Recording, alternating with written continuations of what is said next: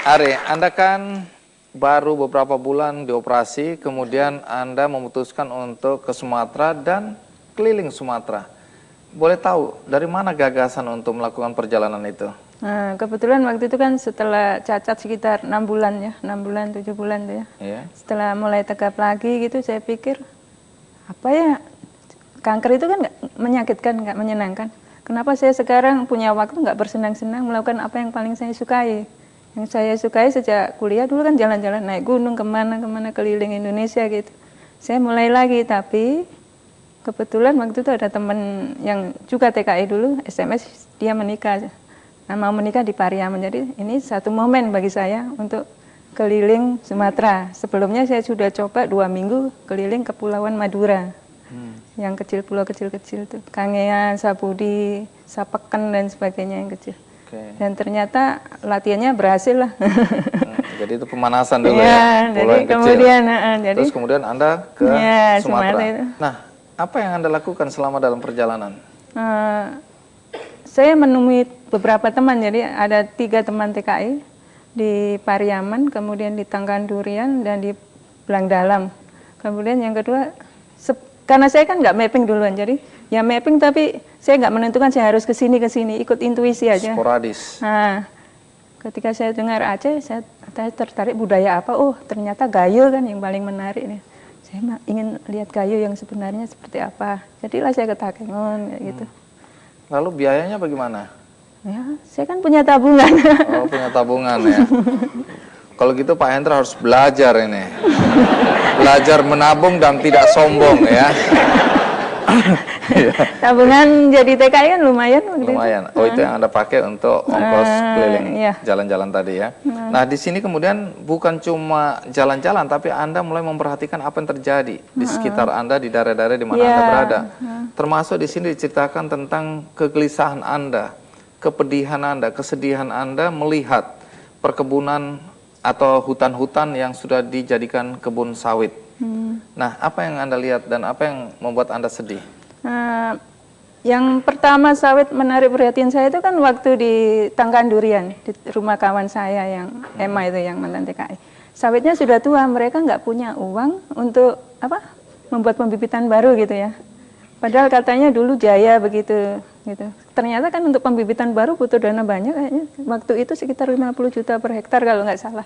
Dan mereka petani-petani duitnya dari mana? Sementara sawah-sawah di situ waktu itu sudah disawitkan, hanya tersisa sedikit sawah. Di situ kemudian saya balik dari Toba, sepanjang jalan tuh hutannya udah jadi sawit. Lagi ke Palembang begitu. Baru ke Prabu Muli saya lihat ada sawit, ada karet rakyat, dan ternyata hasil dari karet itu lebih menguntungkan dari sawit. Waktu itu 1 kilo sawit kalau nggak salah berapa ya, 500 rupiah per kilogram. Sementara karet waktu itu sudah mencapai 15.000. Jadi bayangkan. Akibatnya apa pada masyarakat atau memiskinkan masyarakat lokal ya, sawit itu waktu itu. Kalau ada perkebunan besar di sana gitu kan, paling mereka ngambilnya kan apa ya? Dia kerjasama misalnya dengan transmigrannya mungkin meningkat ya, Tapi yang masyarakat lokal melihat, oh ternyata jadi petani sawit ala transmigran itu menguntungkan, mereka pindah ke sawit.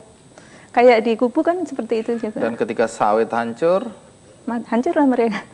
Karena tidak punya dana untuk pembibitan ya. Dan selain itu kan, sawit itu kan sebetulnya untuk tanah yang yang tidak subur. Tanah yang subur ya biarkan aja tanaman lokal, padi atau apalah seperti itu. Baik, itu yang Anda saksikan dalam perjalanan Anda sepanjang keliling Sumatera. Dan Anda juga risau tentang petani tembakau di Deli. Kenapa? Ya, dulu Deli jaya ya. Bahkan Medan dengan Istana Maimunnya itu kan dibangun dari hasil tembakau. Sekarang kok seperti itu, kemudian... Seperti itu seperti apa? Ya, sudah jarang. Jadi beberapa anggota keluarga saya dari pihak Bapak, kebetulan Bapak kan orang Deli. Itu bercerita bahwa sekarang kalau kerja di situ PTP itu belum tentu juga sebulan ada kerja, kadang ada 2-3 hari mereka disuruh bekerja, itu pun tinggal 4 jam, 5 jam gitu. Terus beberapa kebun tembakau sudah jadi sawit, kemudian kenapa mutunya juga turun. Terus saya tanya, kenapa mutunya turun? Ini ala mereka ya, bukan ala laporan dari dia bilang, gimana nggak turun Mbak? Misalnya kita untuk nyemprot pupuk-pupuknya aja ya. untuk tembakau itu ya. Harusnya 3 misalnya, 3 itu. Cuma 1 aja, yang 2 kemana ya? Dikorupsi, dijual ke tempat lain. Seperti itulah yang sering terjadi. Jadi korupsi itu yang membuat rakyat menjadi lebih susah ya. Anda membuat... baru beberapa hari di situ kok udah tahu banyak, sementara pemerintah kita yang tiap hari di situ nggak tahu ya soal ini ya. Ketika Anda masuk ke Aceh, di sana Anda melihat cara berpakaian yang membuat Anda juga gundah. Terutama kaum perempuannya, apa yang Anda lihat dan apa yang Anda rasakan? Nah, yang saya rasakan terutama kan di Belang Dalam itu ya.